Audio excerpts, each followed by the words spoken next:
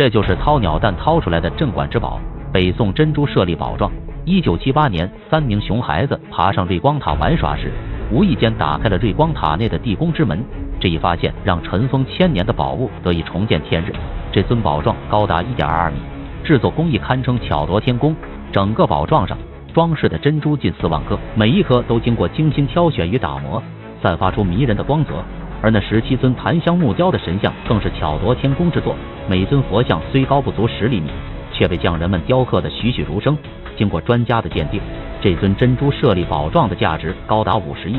为了表彰孩子们的发现之功，最后奖励熊孩子50斤粮票。如今这尊珍珠舍利宝状已经成为了苏州博物馆的镇馆之宝，并于2013年被选为9大镇国之宝之一。